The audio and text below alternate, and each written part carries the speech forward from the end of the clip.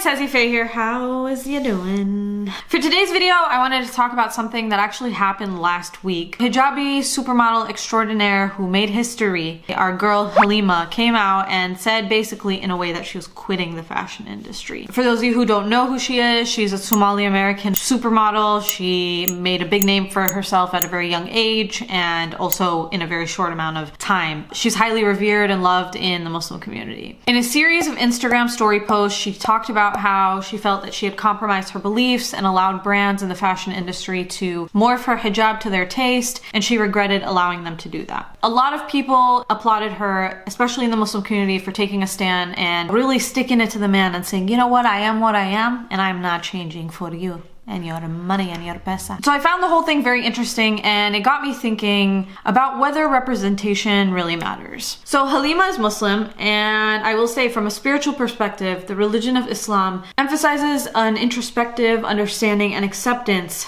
of the idea that this world that we live in is just a temporary place that we should not be disillusioned by, and that eventually it's going to determine where we're going to end up in a more permanent place in the hereafter. That's the notion of deen over dunya. That means your faith, your religion, your spiritual practices should always be above any ambitions or anything that you have in the material world. So that poses a question for Muslims. Is representation, does it matter at all? So the first thing that I want to talk about is representation through a lens of breaking down stereotypes. So when I really started putting some effort into YouTube a while ago when I was younger, I noticed that a lot of the rhetoric, YouTuber breaking down stereotypes, it used to honestly annoy me. Because to me, that really implies that representation is really only for an audience that is outside of the community being represented. That whole breaking down stereotypes rhetoric implies that the purpose of representation is not for the community that is being represented. It's like we only exist in society or in media through a lens of people being spectators and looking into who we are, instead of catering to a community and audience that's been neglected for a long time. It's never about us really telling our stories for the sake of just telling our stories to everybody. It's more like outsiders getting a peek into what our lives are like. And bringing that back to what happened with Halima a week ago, it begs the question, what is the cost of that representation when it requires that we water ourselves down? It's like chai tea. What was wrong with chai the way it was? Black tea, boiled, you're cooking it in milk and then it gets aerated. It's like this amazing drink. But you know what people did to it? They put it in a box and then they slapped the words chai tea. First of all, why would you say chai tea? Okay, I've already made the point, TT. But like now it can be easily confused with the martial art form Tai Chi. It's too much. And then on top of that, they charge you $5 for it. $5 for this trash? Are you serious? Of course, take my money. Here you go. Why couldn't you just appreciate chai for what it was? And take it and then call it your own, like you do with everything else. Just joking. Okay, Halima posted this photo of, oh, guys, I can't even look at it. I can't even. It's so ridiculous. They put jeans on her head. Whose idea was this? I even Googled pants on head high fashion, pants on head supermodel, and I found nothing. Okay, this has never been done before. So not only is Halima breaking stereotypes by being the first Muslim woman hijabi supermodel, she was the first model to have a pant collage on her head. Amazing. They're really breaking down doors with this. Okay, can somebody explain to me how this is more palatable? You would rather see pants on someone's head than a scarf. That's good information for me. So if I walk through airport security with pants on my head instead of a scarf, that's gonna make things easier, definitely.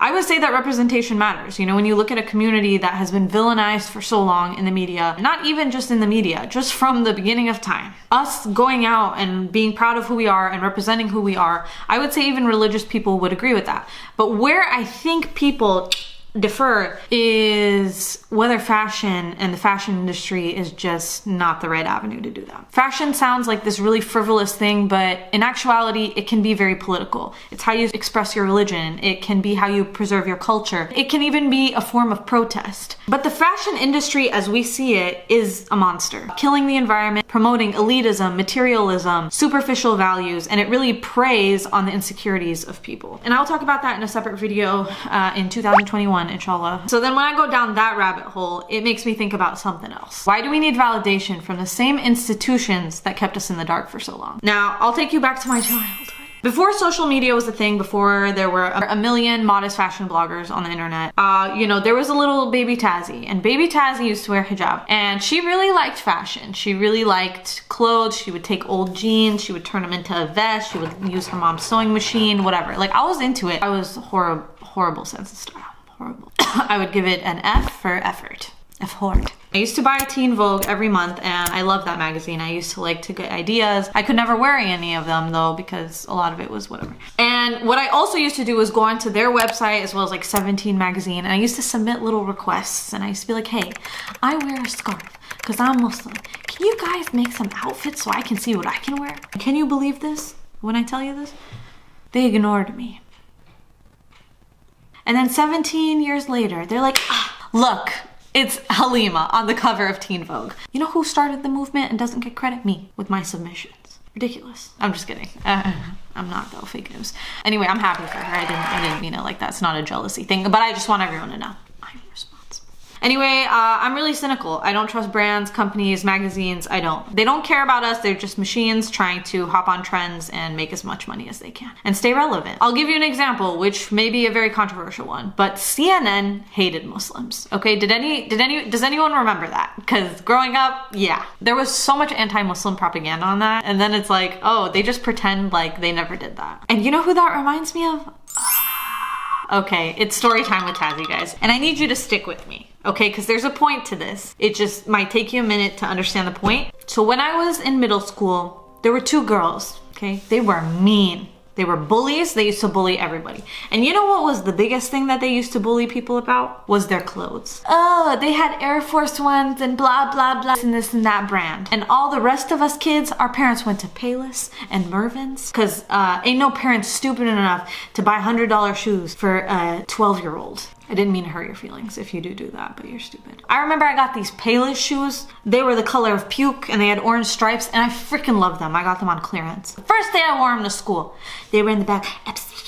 I let them bully me for so long. That was the day I turned on. I was like, at least I don't wear boy shoes. And do you know how hurt one of them got when I said that? It was so crazy. I was like, wow, you did this to everybody for so long, and then I do it to you, and you're just like, oh, how could you say that to me? So anyway, those two girls, they were tyrants. There was one that actually remained in that school till 8th grade. And when we got to 8th grade, she had no more minions because it was just me, her, Isra, and one more person. We were the only people she could be friends with, so she turned us into her minions. Anyway, I won't say that I was her minion, okay? I fell for her act. I thought she really cared about me and wanted to be my friend, and we became really close. Like, she'd be at my house every weekend, blah, blah, blah. I was so stupid to think that we were like best friends, because the minute that we graduated from that school and she went to a different high school and I went to a different high school, she didn't know me. Who am I? Who's this name? I don't know. We fast forward a year or so. I heard a little rumor, I don't know. She got in trouble for probably talking to boys, so her family sent her to my Catholic all-girls high school. I was so naive and stupid. She started being nice to me again, and I would sit with her for the first few weeks because she didn't know anybody, and I'd go away from my friends and I'd sit and have lunch with her just to keep her company. I was so freaking stupid. Yeah, do you guys know what happened then when she made friends at that school? Who's this name? Not me. I don't know who it is. Yeah. So yeah, fool me once, fool me twice, fool me thrice. You're a stupid, I'm a stupid. And then, you know, we fast forward to college, post-college, and she meets some of my best friends in the whole world. And she's like, oh my God, how are you guys been? We should hang out. How's this name? We should all get lunch. Like, do you think I just, bonk, hit my head? Oh, I can't see anything. I see straight. You, 10 out of 10, 20 out of 20. 50 out of 50. I don't never want to see you again. You know, some of you guys are like, you guys are just young, just let it go. I will, right after I make this video. After I release this, I'll forgive her. You know, there are just some people you just never want to see or talk to again. Like, you forgive them, but have a nice life. So she falls within that category. Who needs a friend like that? We don't need friends like that. They're not friends. They are called users. So good on Halima for standing up for what she believes in, and kudos. I need to look up what kudos means because I don't know what kudos is. Kudos, praise and honor for achievement. Some of you guys are probably like, okay, so what's the purpose of this video? Well, I just want to submit my thesis. Representation matters because it makes people feel seen and included in society. But if representation means that those being represented have to be warped in order to be accepted or portrayed, or that they are just being used by institutions or businesses for their own self-interest, then it works against the whole dang point. I want to talk to you guys real quick about a cause that I'm a part of right now. So stick around. Thank you guys so much for watching. As usual, you guys are the best. And don't ever let anybody make you feel bad about your Payless shoes. Salam alaikum. Okay, thank you guys so much for watching. Tazzy out. Where did all this saliva come from? Bye.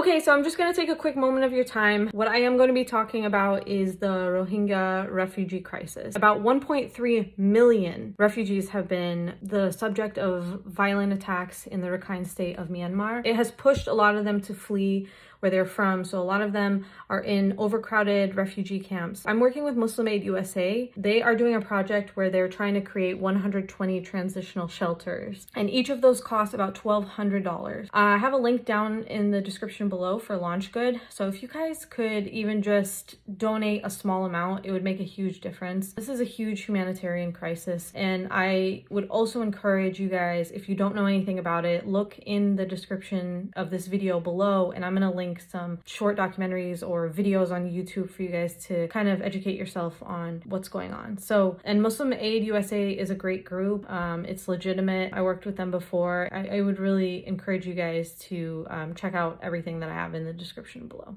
Thanks.